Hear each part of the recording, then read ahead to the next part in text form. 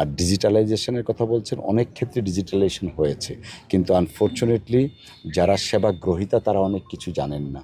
যেমন একটা call centre আছে, সেই কল সেন্টার 24/7, অর্থাৎ 7 দিনই খোলা থাকে, 24 ঘন্টা। এই কল সেন্টারের মানে যে ইনফরমেশনটা সেটা ডিসেমিনেটেড হয়নি। এমনকি আমি শপথ নেওয়ার পরে গিয়ে শুনেছি এমন অনেক কিছু করা হয়েছে, বাট এগুলো পাবলিকলি যতটুকু প্রচার প্রকাশনার দরকার ছিল ততটুকু হয় নাই। তো আমরা দায়িত্ব নেওয়ার পরে আমরা চেষ্টা করছি যারা ভূমি মন্ত্রণালয়ের সংশ্লিষ্ট কর্মকর্তা কর্মচারীবৃন্দ আছেন প্রত্যেককে সাথে নিয়ে আমরা ভূমি মন্ত্রণালয়ের যে গৌরব ছিল, ঐতিহ্য আছে, সেটা পুনরুদ্ধার করব এবং দুর্নীতিমুক্ত একটা প্রশাসন গড়ে তোলার জন্য আমরা অঙ্গীকারবদ্ধ। কারণ এটা শুধুমাত্র যে সৌন্দর্যের জন্য তা না, আমাদের পরিবেশের ভারসাম্য তথা কৃষকদের সেচের জন্য একটা বিকল্প মাধ্যম হতে পারে নদী এবং খাল।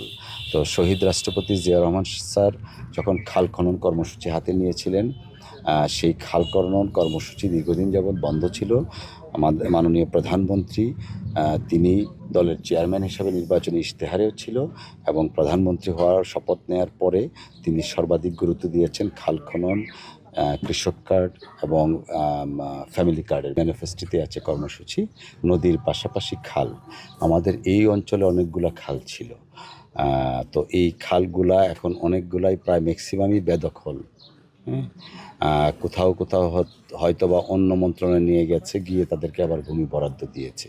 তো আমরা সব কিছু দেখব, দেখে প্রাথমিকভাবে আমি যতটুকু জানি আমাদের উপজেলা প্রশাসন থেকে 2টা খাল নির্বাচিত করা হয়েছে।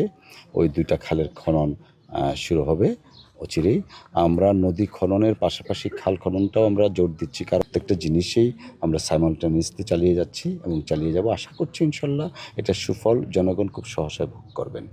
আর তারপরে ছিল ভূমি সংক্রান্ত, ভূমি মন্ত্রণালয় সংক্রান্ত আমাদের যে গতকালকেও একটা আপনারা দেখাচ্ছেন মিডিয়াতে এসছে যে নামজারি খরচ টরচ সব সহ কত টাকা লাগে।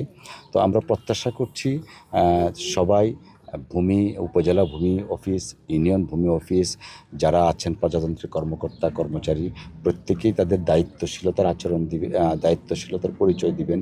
পাশাপাশি যে কোনো ধরনের দুর্নীতির বিরুদ্ধে আমাদের জিরো টলারেন্সটা বজায় থাকবে। সেই প্রেক্ষিতে আমি ভূমি মন্ত্রণালয়ের দায়িত্বে থাকা প্রতিমন্ত্রী হিসাবে আমি অনুরোধ জানাবো প্রত্যেককেই। ইট ইজ আমার মনে হয় একটা কলের মতো আমরা দিচ্ছি যে সবাই সচেতন হন, সতর্ক হন। আমরা সবাই দেশের জন্য একসঙ্গে কাজ করতে চাই, সততাকে সাথে নিয়ে, এবং জনগণের সরকার, জনগণের কাছে আমাদের জবাবদিহিতাটা আমরা রাখতে চাই। আশা করছি ইনশাল্লাহ ভূমি মন্ত্রণালয়ের সংশ্লিষ্ট যারা আছেন প্রত্যেকেই দায়িত্বশীলতার পরিচয় দিয়ে একসঙ্গে কাজ করব, যেন ভূমি মন্ত্রণালয় নিয়ে যে অভিযোগ আছে এবং যে ধরনের বিতর্কগুলো আছে সেই বিতর্কগুলোর অবসান আমরা ঘটাতে পারবো।